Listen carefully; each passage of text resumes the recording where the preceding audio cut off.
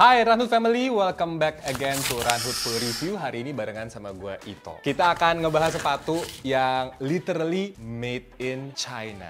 Nah, ini bukan sembarang sepatu, karena sepatu ini udah naik podium di Berlin Marathon 2023, podium ketiga kategori putri. Yes, kita akan ngomongin Anta C2025 GT Pro. Tepuk tangan dong! For disclaimer, kita mau ngasih tahu bahwa sepatu ini benar-benar dibeli oleh tim Runhood di Shanghai, China. Kebetulan waktu itu, alhamdulillah, masih tembus ya dari bea cukai, jadi nggak masalah. Dan nggak ada campur tangan dari brand sama sekali. Gue bakal cerita gimana feeling setelah pakai sepatu ini hampir lebih dari 130 km. Ya nggak sih, kita bakal cek-cek kayak sepatu bikinan Cina tuh gimana. Nah, gue cerita deh buat lo.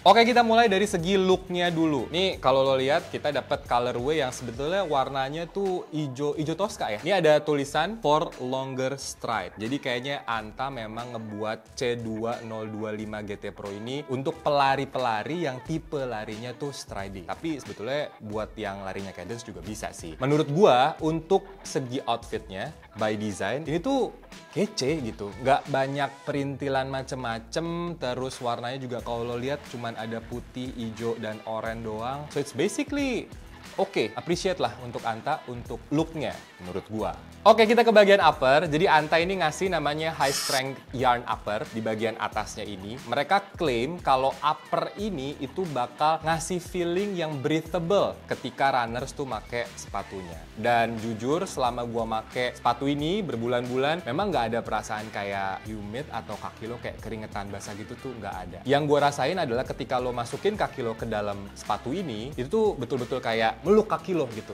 Sesuai dengan size atau mungkin juga ukuran dari si Antanya itu sendiri. So, untuk upper gue appreciate sih, karena uppernya bener-bener breathable dan juga memeluk kaki lo ketika lo pakai sepatu ini. Next, kita ke bagian belakang alias bagian padding-padding yang ngelindungin tumit. Nih kalau lo lihat, sebetulnya paddingnya tuh dibilang tipis enggak ya. Kalau kita ngomongin super shoe, biasanya kan dikasih yang setipis mungkin gitu ya, supaya ketika lo pakai tuh lebih kayak longgar aja gitu. Nah ini tuh enggak. Jadi paddingnya tuh cenderung tebel, baik di kanan maupun kiri maupun belakang dari tumitnya. Tumitnya sendiri tuh sebenarnya juga bukan yang tipe sepatu yang gampang untuk ditekuk atau segala macam. So it's quite firm if I may say. Tapi yang menurut gua plus point dari bagian tumitnya ini adalah kaki lo itu tidak bikin blister. Jadi kalau naik kaos kaki itu tuh oke. Dan kerasa bener-bener terlindungi oleh si bagian belakang. Dan ketika lo pakai untuk speed pun, ini tuh nggak bikin kaki lo kayak kaku gitu. Cukup elastis. Jadi oke lah untuk bagian paddingnya. Walaupun kayaknya kalau bagian padding belakang ini agak dikurangin dikit, menurut gue sih nggak jadi masalah. Tetap akan nyaman-nyaman aja pasti pakai. Lanjut untuk bagian insole-nya. Jadi sebenarnya menurut gue insole dari Anta ini nggak jauh beda ya sama sepatu-sepatu dari merek lain yang berasal dari luar Cina. Jadi menurut gue sih feel-nya ya biasa aja, nggak ada yang special maupun nggak ada yang kurang juga gitu. Dan kalau gue bisa bilang untuk bagian upper maupun insole itu sebenarnya cocok untuk dipakai di negara tropis kayak kita gitu. Kayak gue bilang tadi kan, uppernya tuh cukup breathable, terus kayak kalau dipakai di udara-udara panas juga nggak bikin lo keringetan kakinya. Jadi untuk dipakai di Jakarta yang lagi panas-panas gini kayaknya oke, nggak ada masalah. Next, kita ke bagian midsole. Sebelum kita ngomongin detail-detail ya, menurut gue kita harus apresiasi midsole dari si Anta C2025 GT Pro ini. Lo lihat deh, midsole ini sebenarnya dibilang tipis enggak, dia tuh cukup tebel. Tapi gue pikir kan kayak, oh tebel nih, ini pasti keras nih. Enggak loh, fams. Ini tuh bener-bener dibilang cushion iya, tapi nggak lembek. Lembek nggak tuh gue bilang? Maksudnya nggak yang benyek gitu, enggak. Jadi dia ada firmnya, tapi cushionnya juga dapet. Anta ini ngasih yang namanya Nitrogen Technology Pro. Jadi ada dua, ada upper dan lowernya. Si upper dan lower ini itu mengapit carbon plate-nya. Ini agak dibocorin dikit sebetulnya di bagian ini, samping, sama bagian bawah. Jadi kelihatan gitu. Jadi si carbon plate-nya itu diapit oleh dua upper ini. Dan katanya sih, Anta klaim ini tuh bisa ngasih energy return sampai 80%. Dan yang gua rasain ketika gua pakai ini untuk speed session kayak long duration interval atau mungkin tempo, ini tuh bener-bener bikin lo kayak, ayo jangan berhenti, lari lagi gitu. Kayak bener-bener dibuat gerak gitu. Dan itu tuh enak banget. Kalau lo lagi ngejar pace tertentu gitu, menurut gua ini tuh sepatu yang cocok banget gitu. Tapi mungkin kalau lo pakai untuk easy run, I don't think so. So, mungkin buat interval, buat tempo, atau buat mungkin long run tempo, atau mungkin race day, ini cocok. Bener-bener ngasih energi return yang nguntungin banget buat kita sebagai pelari. Lanjut, masih di bagian midsole, gue mau ngomongin sedikit tentang feel kalau misalkan ini dibandingin dengan super shoe merek lain. Kalau gue pernah nyobain super shoe merek lain tuh misalkan kayak Nike, terus Ortus 8, pernah juga nyobain Asics. Nah, tapi menurut gua feel-nya tuh nggak jauh beda gitu dibandingin dengan merek-merek yang tadi gue sebutin itu. Kalau lo emang nyari super shoe alternatif yang juga punya daya dorong kenceng, terus midsole nggak terlalu yang lembek banget tapi tetap firm, ini bisa jadi pilihan sih. Karena semuanya bekerja dengan sangat baik dan menurut gue bahkan bisa menyaingi sebenarnya super shoe lain. Cuman gara-gara jarang kedengeran aja gitu, makanya belum banyak yang pakai.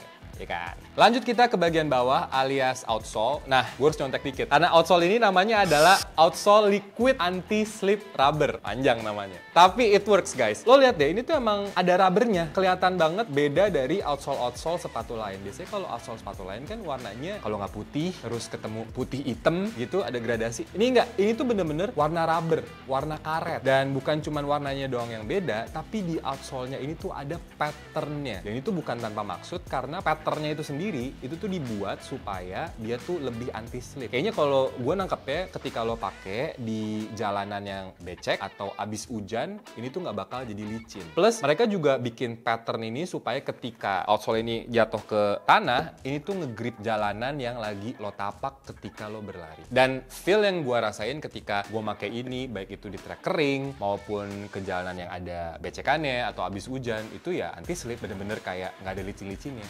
So it works really well. Oke, sekarang kita akan ukur berapa sih beratnya si Anta ini. By the way, ini sepatu Antanya C2025 GT Pro di ukuran 45. Oke, kita cek. Untuk ukuran 45, ini beratnya 213,9. Enteng banget kan? Enteng lah. Ini ukuran gede, di bawah 220. Dan emang kerasa sih ketika lo make, ya kerasa entengnya. Tapi, ada yang nggak enteng. Harganya. Enggak. Karena untuk C2025 GT Pro ini, itu kalau dirupiahin kursnya, itu bisa seharga 4,6 juta sekian. Belum termasuk bea cukai.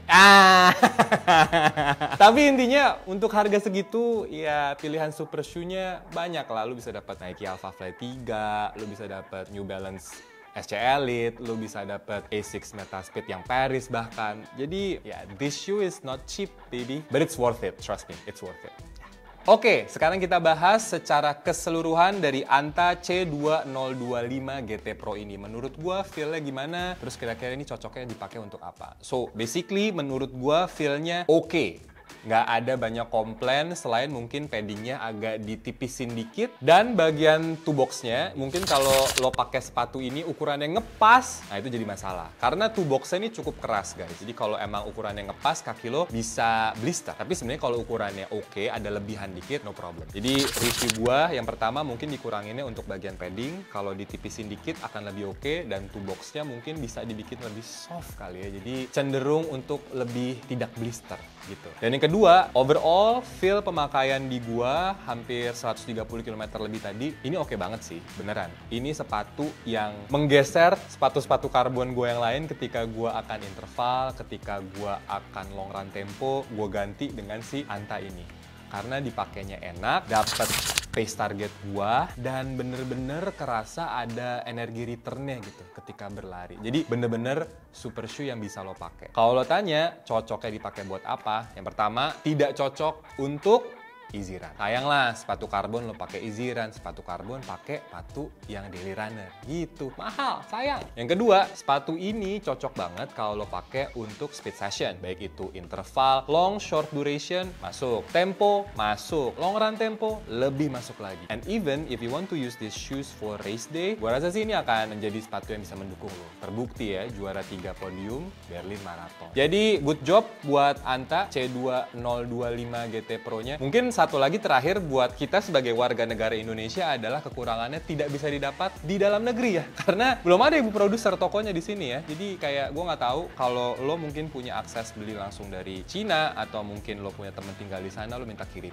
Tapi ya mungkin segera bisa muncul di Indo sehingga lo bisa dapetin juga. Oke, itu dia tadi review kita untuk Anta C2025 GT Pro. Mungkin fans lo di rumah juga ada yang udah pernah pakai sepatu ini atau mungkin udah pernah pakai sepatu Anta yang lain. Komen di bawah ya kira-kira gimana feel-nya dan perasaan lo ketika pakai. That's it for today. Ito cabut. Bye.